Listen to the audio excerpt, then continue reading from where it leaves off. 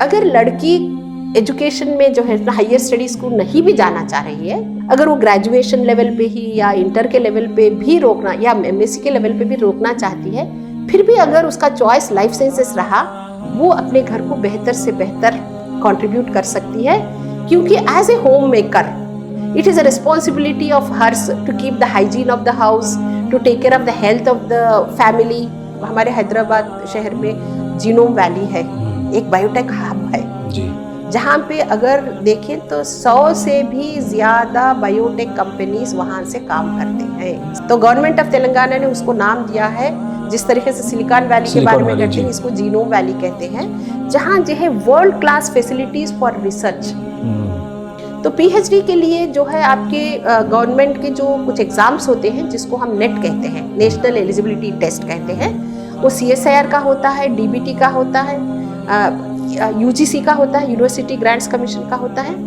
ये एंट्रेंसेस में जब आपको फेलोशिप मिलती है जी, तो फेलोशिप भी आपको काफ़ी तगड़ी है यहाँ पे। तो almost you will draw 35,000। Quality control जो होता है वहाँ पे आपको ग्रेजुएट्स की जरूरत होती है, with some training they appoint them in the graduate level. Technical work जो वेट लैब के लिए करते हैं, MSc का होता है। ग्रुप लीडर के लिए आपको PhD चाहिए। तो समझ लीजिए कि आपको तीनों like you know in these companies, biotech companies, अब BSc person can be accommodated, MSc person can be accommodated, and a PhD person can be accommodated.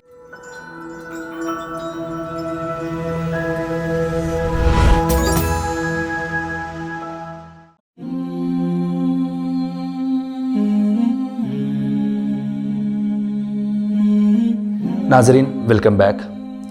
Ma'am, हम ब्रेक पे जाने से पहले जो लाइफ साइंसेस, साइंस और लाइफ साइंसेस में क्या डिफरेंस है उसको हमने देखा। फिर हमने इंडिया का और हैदराबाद का जो रोल रहा है कोविड के कॉन्टेक्स्ट में, उसको हमने समझने की कोशिश की। मैम, अगर एक बच्चा है जो अभी स्कूल में है, वो जो है लाइफ साइंसेस की तरफ जाना चाह रहा है, तो उसके लिए क्या कोर्सेस है और कौन से कॉलेजेस, यूनिवर्सिटीज़ है जो वो कोर्सेस ऑफ़र करते हैं?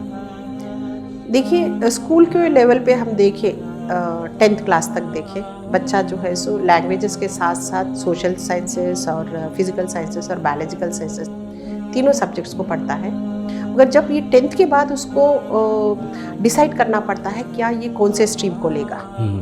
ओके, तो यहाँ जो है बाज़ बच्चे हैं अगर जो साइंस में इंटरेस्टेड है, वो बाज़ बच्चे जो मैथ्स और फिजिकल साइंसेस में है, तो वो इंजीनियरिंग के बारे में तस्वुर कर लेते हैं अपने आप को इंजीनियर बनना, और लाइफ साइंसेस वाले हर वक्त डॉक्टर बनने की तस्वुर में जाते हैं। ठीक है, ये अमूमन देखा गया सिनेरियो है कि बच्चा डॉक्टर बनना चाहता है तो लाइफ साइंसेस को ले लेता है, इंजीनियर बनना चाहता है तो फिजिकल साइंसेस को लेता है। इसके अलावा उसके इल्म में कुछ नहीं होता।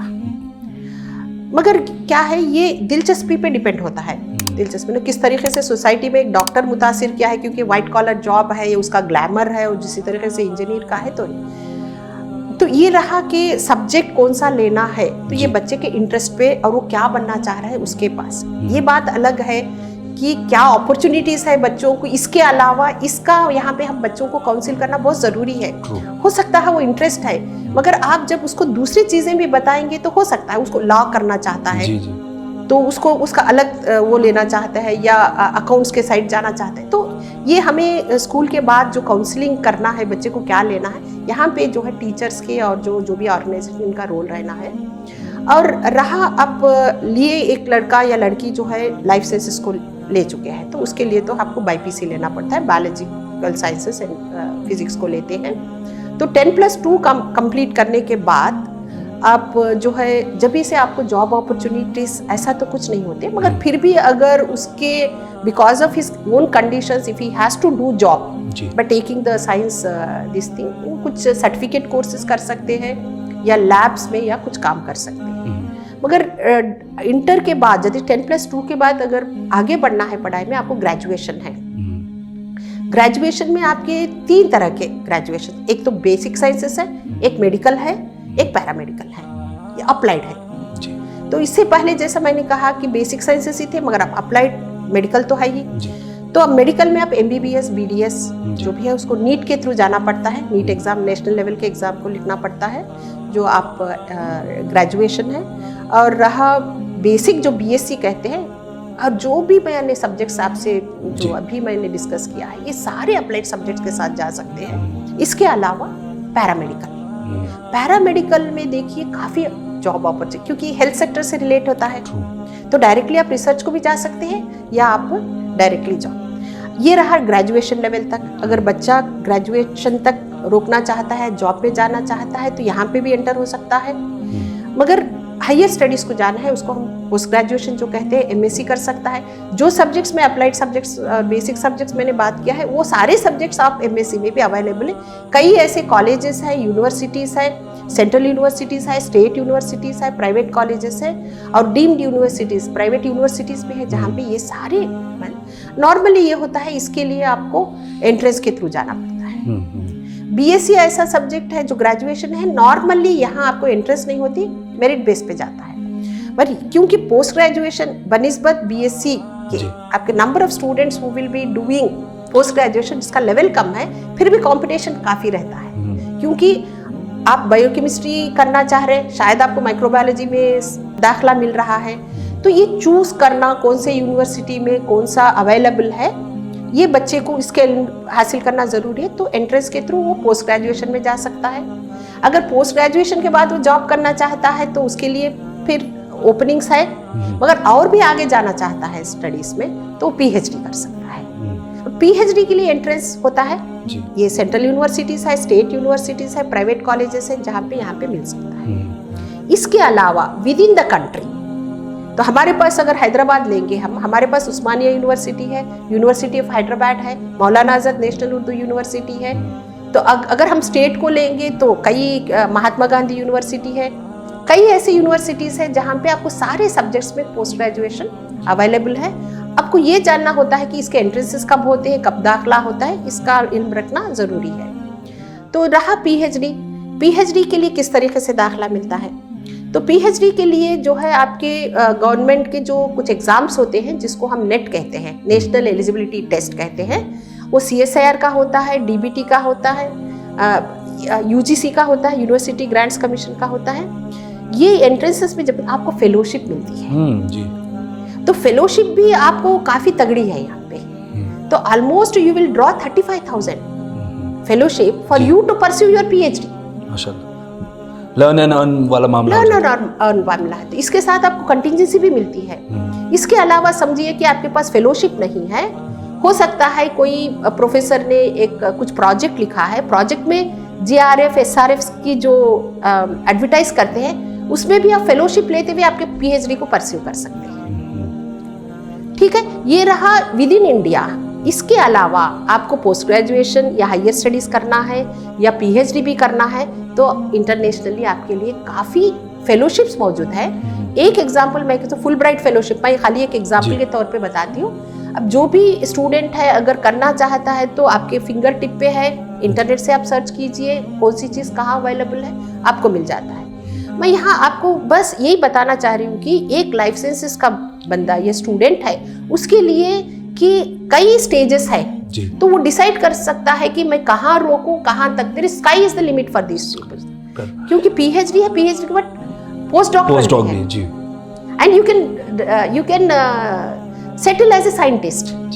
अगर हम कम्युनिटी को देखते हैं, क्योंकि अल्हम्दुलिल्लाह अपना जो इदारा है वो 30 साल से देख रहा है मैम, तो फर्स्ट डेकेड में हम लोग देखें कि बहुत सारे लोग जो है इंटरेस्ट और अवेयरनेस क्रिएट हुआ एजुकेशन को लेके। सेकेंड डेकेड में वो लोग ग्रेजुएशन तक जा रहे थे। अब जो 2010 के बाद का जो डेकेड देख रहे हैं हम, आप जैसा बता रहे थे कि PG और पोस्ट डॉक के लेवल तक भी कोशिश की जा रही है अल्हम्दुलिल्लाह अपने कम्युनिटी। मैम इसके अंदर एक चीज़ ये पूछनी थी आपसे कि करियर अपॉर्चुनिटीज़ ऐसे बच्चों के लिए, लाइफ साइंसेस के लिए कहाँ कहाँ मौजूद है, यहाँ हैदराबाद में हो या इंडिया लेवल पर? जी, ये सबसे important as far as the placements और जो है जॉब अपॉर्चुनिटीज़ है। हर कोई यही सोचता है जब जॉब को ज्वाइन करता है खाली इल्म हासिल करने के लिए नहीं होता है, तो वो कहीं ना कहीं ज़िंदगी में कहाँ जाके सेटल होंगे, तो ये काफ़ी बड़ा एक सवाल होता है इन लोगों में। देखिए, लाइफ साइंसेस को अगर लेंगे, जैसे मैं ऑलरेडी डिस्कस कर चुकी हूँ कि 3 different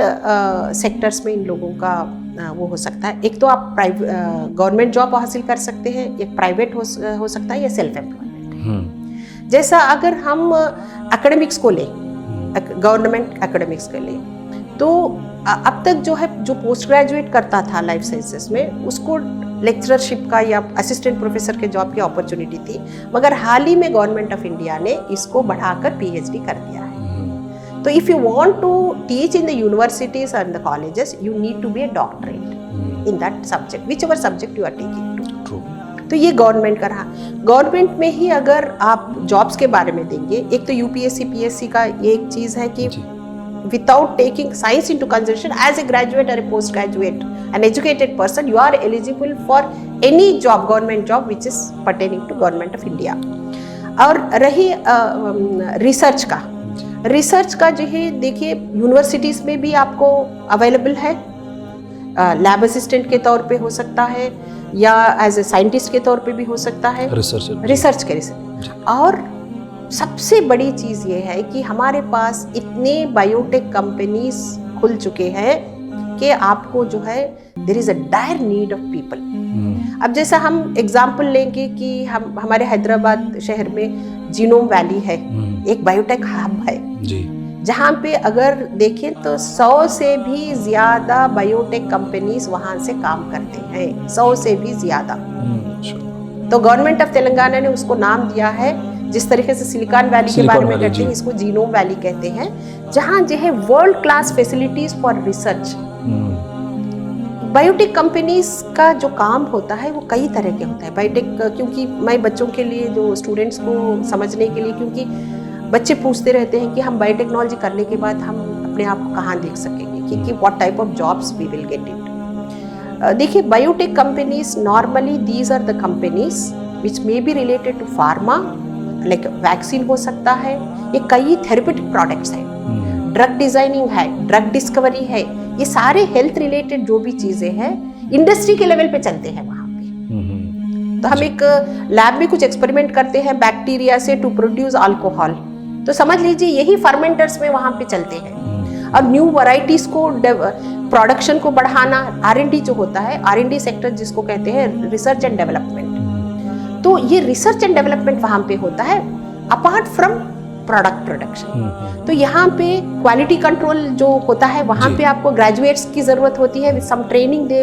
appoint them in the graduate level. जो टेक्निकल वर्क जो वेट लैब के लिए करते हैं MSc का होता है, ग्रुप लीडर के लिए आपको PhD चाहिए। तो समझ लीजिए कि आपको तीनों like you know in these companies, biotech companies, अब BSc person can be accommodated, MSc person can be accommodated and a PhD person can be accommodated। तो ये जो है सारी चीजें, अब एकेडमिकली तो टीचिंग का पोस्ट है, स्कूल टीचिंग भी इसमें है, केंद्रीय विद्यालय जैसे गवर्नमेंट है ना, PGT तो पोस्ट ग्रेजुएट टीचर्स, और B.Ed कर सकते हैं, BSc के बाद B.Ed कर सकते हैं ताकि टीचिंग है, स्कूल टीचिंग में जा सकते हैं। तो उसके साथ और private sector, you can have private sector, you yourself can start with and you can employ many people. ऐसा जब आप जॉब के लिए ढूंढ रहे, नहीं जॉब आपको नहीं, लोग जॉब ढूंढते हुए आपके पास आते हैं। मगर जो करना है you have to have a clarity. ऐसा नहीं है कि आज मैं ये क्लास कर लिया तो दूसरे क्लास में चले जाऊंगा, दूसरा पढ़ लूंगा, जो अल्लाह चाहता है वो होता है। बिल्कुल अल्लाह जो चाहता है वो होता है, मगर आपको प्लानिंग करना, क्या करना, तरतीब बनाने की जरूरत है। तरतीब बनाने के लिए जो है इस दौरान बच्चे में ये क्वालिटी रहनी चाहिए कि अगर मुझे कुछ करना है तो ये एरिया में जो एक्सपर्ट होते हैं उनका वो सजेशन ले, कुछ एडवाइस ले। जहाँ के काउंसलिंग सेंटर्स, करियर काउंसलिंग जैसा फैमिली काउंसलिंग होती है, career counsellors are required to be there with the organisations to help the students, जो भी ड्रीम होता है बच्चे का उसको रियलाइज करने में। मैम एक आखिरी सवाल ये पूछना चाहूँगा कि करियर्स में सेट होने के बाद चाहे वो लड़का हो या लड़की हो या दोनों के लिए या सेपरेटली, कौन से वैल्यूज़, कौन से अखलाक उनके अंदर होना चाहिए ताकि वो अपनी प्रोफेशनल लाइफ में भी वो लोग कामयाब हो और जो पर्सनल लाइफ है उसको भी वो बैलेंस कर चल सके? देखिए आजकल के हमारे माशरे में ये देखा गया है, लड़कियां काफ़ी दिलचस्पी बता रही हैं पढ़ने में, लड़के जो है उतनी दिलचस्पी नहीं बता रहे। लाइफ साइंस के पर्सन होने के नाते मैं ये समझती हूँ, अगर लड़की एजुकेशन में जो है हायर स्टडीज़ को नहीं भी जाना चाह रही है फॉर वेरियस रीजंस, अगर वो ग्रेजुएशन लेवल पे ही या इंटर के लेवल पे भी रोकना या एमएससी के लेवल पे भी रोकना चाहती है, फिर भी अगर उसका चॉइस लाइफ साइंसेस रहा, वो अपने घर को बेहतर से बेहतर कंट्रीब्यूट कर सकती है, क्योंकि as a home maker it is a responsibility of hers to keep the hygiene of the house, to take care of the health of the family, बच्चों के जो पालने पोसने में जो साइंटिफिक है, ये सारी चीज़ें लाइफ साइंस इम्पार्ट करता है जो भी स्टूडेंट है। और सबसे ज़्यादा मैं कहती हूँ कि एक लड़की हायर स्टडीज़ के लिए भी, जॉब के लिए भी, करियर के लिए भी लाइफ साइंसेस एक मुफीद और एक बेहतरीन सब्जेक्ट है। और उसके साथ साथ as a home maker also it will give her edge over the people with the other subjects. Thank you so much ma'am, आपके वक्त के लिए और आपकी गाइडेंस के लिए हम आपके बेहद मशकूर हैं। जज़ाकल्लाह खैर। शुक्रिया, शुक्रिया ये मौका देने। नाज़रीन, आज की गुफ्तगू से कुछ अहम बातें सामने आई हैं। पहली बात, हमने लाइफ साइंसेस और साइंसेस के बीच में फ़र्क जो है उसको समझने की कोशिश की, और फिर लाइफ साइंसेस के अंदर जो अपॉर्चुनिटीज़ है, चाहे वो करियर अपॉर्चुनिटीज़ हो और जो कोर्सेस अवेलेबल है, उसको हमने वाज़े तौर पर समझने की कोशिश की। दूसरी बात, जो रिसर्च हुई है हिंदुस्तान में बेसिक साइंसेस के लेवल पर, जिसकी बुनियाद पर आज हिंदुस्तान सारी दुनिया में एक मेडिकल लाइन से अफोर्डेबल इक्विपमेंट्स और मेडिसिन्स प्रोवाइड करने वाला मुल्क बना है। और तीसरी बात, हमने ये देखा कि जो स्टूडेंट्स, ख़ास तौर पे लड़कियां, अगर लाइफ साइंसेस को ऑप्ट करती है एज ए कोर्स और एज ए करियर, तो इसका पॉजिटिव इम्पैक्ट उनके पर्सनल और प्रोफेशनल दोनों लाइफ के अंदर बहुत ज़्यादा पड़ता है। हम उम्मीद करते हैं कि इस गुफ्तगू से आपको ज़रूर फ़ायदा हुआ होगा। आपसे गुजारिश है कि आप इस वीडियो को ज़रूर शेयर करें और कमेंट सेक्शन में अपना फीडबैक ज़रूर दें। जज़ाकल्लाह खैर।